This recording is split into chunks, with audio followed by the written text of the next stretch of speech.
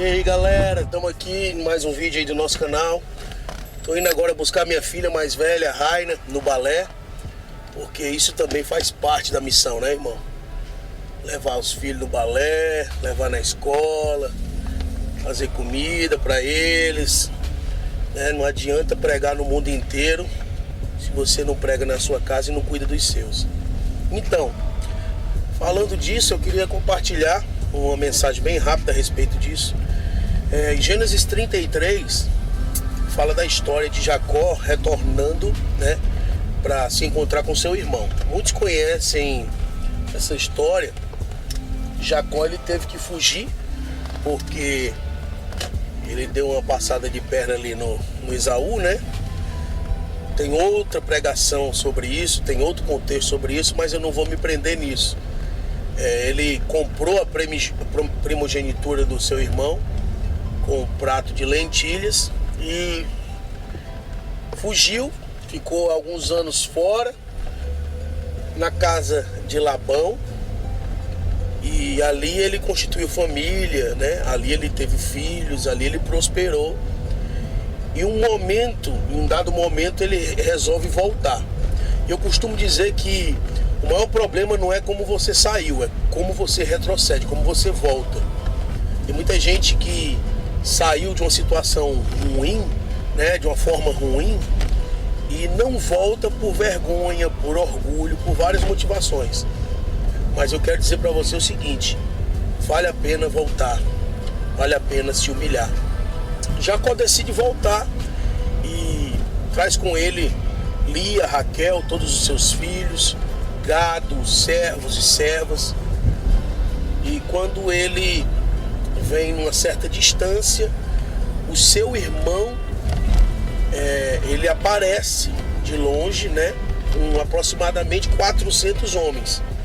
Agora imagina você, o cara tinha saído fugido, já estava há anos, né, foragido ali, está voltando e encontra supostamente o seu inimigo, que era seu irmão, com 400 homens.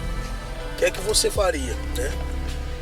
Jacó naquele momento deve ter pensado muita coisa, mas ele decidiu continuar.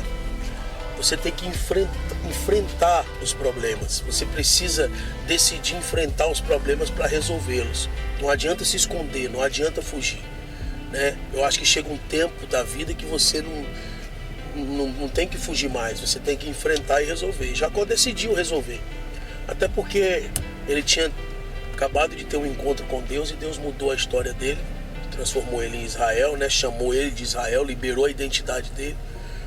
E aí o que acontece? Jacó manda presentes para o seu irmão na frente, né? Ele manda os servos levando presentes ali, levando gado, levando coisas ali para presentear o seu irmão. E quando eles chegam perto um do outro, né? É importante falar que Jacó, ele toma a frente da família. Naquele momento Jacó vai na frente, manda os presentes, bota as mulheres e os filhos para trás e vai na frente. Porque o homem de verdade é aquele que toma frente na situação.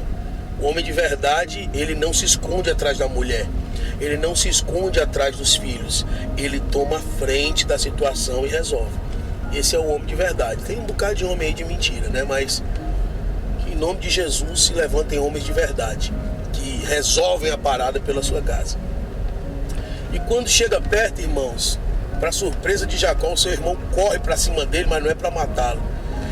Ele se atraca no pescoço de Jacó, beija o seu irmão, né? Jacó tinha se inclinado por terra e ele corre e abraça Jacó. E ali é um encontro, né, um encontro emocionante de dois irmãos que estavam separados e agora estão se reencontrando. E a história, quando você lê no capítulo 33 de Gênesis, traz uma emoção, é muito grande.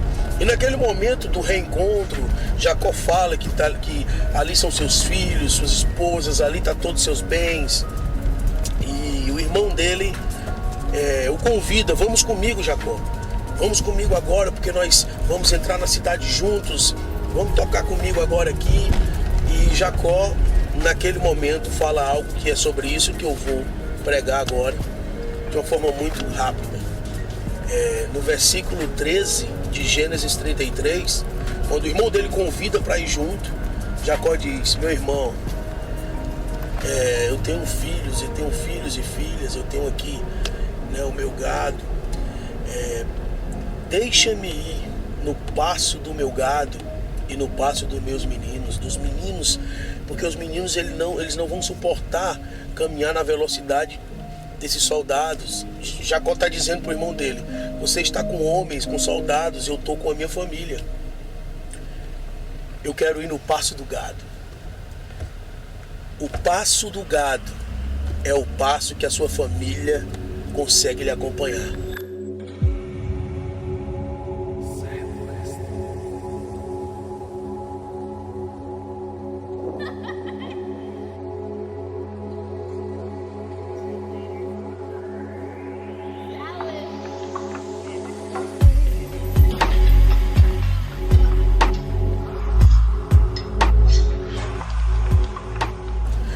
Muitos homens que estão caminhando em passos velozes, estão conquistando, estão vencendo, estão fazendo grandes coisas, mas a família tem ficado para trás. O passo do gado é o passo que a tua família vai junto contigo. É a velocidade que a tua família vai junto, porque se a velocidade que você está indo, a tua família não está te acompanhando, você está sendo derrotado e não vencedor. Por mais que você conquiste coisas, por mais que você, alcance alguns níveis, sem a tua casa, sem a tua família, você vai fracassar. Não adianta ir rápido, você precisa chegar. E para chegar, você precisa ir junto com a tua casa. Você precisa ir junto com a tua família. Isso traz uma lição muito forte. No passo do gado, no passo dos meninos. Esaú, vai na frente.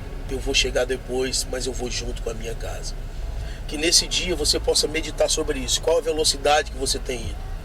Tua família tem te acompanhado, teus filhos têm te acompanhado, tua esposa tem te acompanhado, ou você tem ido sozinho? Você tem andado acelerado demais que a tua casa não te acompanha?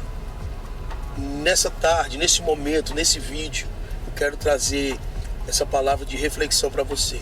Medite nisso. E volte, retroceda, desacelere se for possível, pare se for possível, para restabelecer, para trazer uma condição de sincronia com a tua casa. Não aceite. Foi a mesma coisa que Josué falou, quando foi na hora de entrar na cidade. Josué diz: eu e minha casa serviremos ao Senhor, porque as pessoas estavam servindo outros deuses, estavam inclinando-se a outros deuses. Josué dá um brado: eu e minha casa serviremos ao Senhor. Porque a bênção de Gênesis 17, quando Deus fala para Abraão: Abraão, abençoarei quem te abençoar, amaldiçoarei quem te amaldiçoar, em ti serão benditas todas as famílias da terra. Ou seja, a bênção de Deus é sobre a família, não sobre um indivíduo egoísta que quer conquistar coisas. A bênção de Deus vem sobre a tua casa. Então que Deus te abençoe e te ensine a caminhar no passo do gado, esperando a tua família. Eu já encontrei homens que conquistaram o mundo inteiro, mas terminaram sozinhos. A história fala sobre muitos deles, homens que fizeram coisas extraordinárias, mas perderam a casa.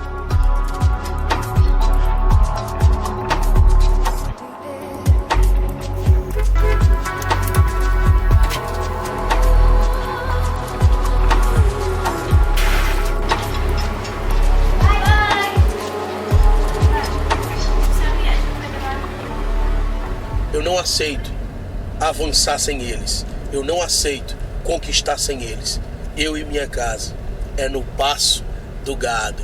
Deus te abençoe e até a próxima, em nome de Jesus.